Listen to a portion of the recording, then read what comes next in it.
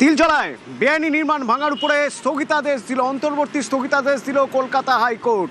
এক্ষেত্রে বিচারপতি নির্দেশ দিয়েছেন যে বেআইনি নির্মাণ ভাঙতে গেলেও আইন মেনে ভাঙতে হবে। কি সে আইন, কেন এইরকম এই নির্দেশের পিছনে কি ব্যাখ্যা রয়েছে জানবো। অর্ণব রয়েছে আমার সঙ্গে। অর্ণব, দেখো, 12ই মে অগ্নিকাণ্ডের ঘটনা ঘটে তিলজলাতে, এবং সেই আগুনে কি ঘটনা ঘটেছে আমরা ইতিমধ্যেই নিউজ 18 দর্শকরা প্রত্যেকে অবগত।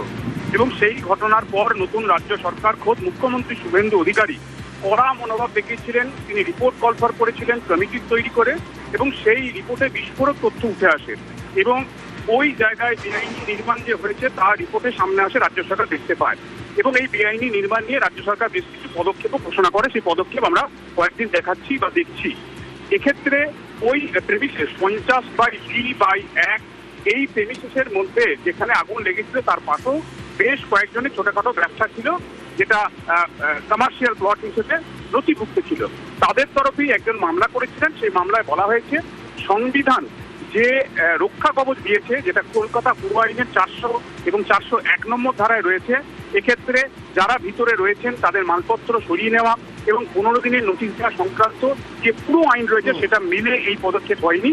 এই বিষয়গুলি জানার পরই অন্তর্বর্তী একটি নির্দেশ দিয়েছে, অর্থাৎ আপাতত ভাঙার কাজ বন্ধ থাকবেন এবং একই সঙ্গে স্ট্যাটাস কো মেনটেন করতে হবে, অর্থাৎ ওই জায়গাতে স্থিতাবস্থা বজায় থাকবে। এর অর্থ ওখানে কেউ এখন আর ব্যবসা বললো এই হাইকোর্ট স্টে দিল তার মানে ব্যবসা করতে শুরু করবে তা নয়, কেউ ওখানে থাকতে শুরু করবে তাও নয়, এবং যে অংশ ভাঙা হয়েছে আবার মেরামতি করে। অর্ণব, এখানেও তো একটা প্রশ্ন থেকে যাবে খুব স্বাভাবিকভাবেই, তা হলো যে এই যে শহর জুড়ে বেআইনি নির্মাণ হয়ে রয়েছে তার বিরুদ্ধে তো পদক্ষেপ করতে হবে। তা নিয়ে কি আজ আদালতের কোনো পর্যবেক্ষণ আছে?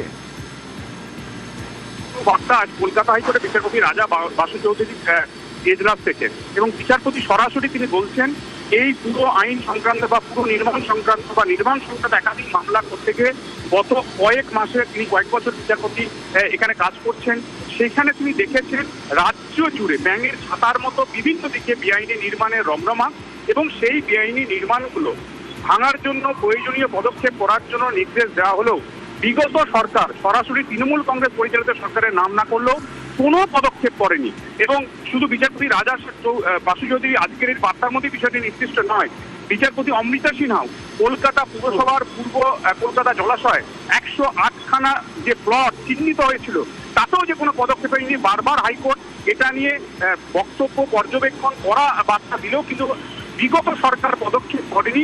তার পরিণাম হচ্ছে এগুলো, সেটাই আদতে বোঝাতে চেয়েছেন বিচারপতি।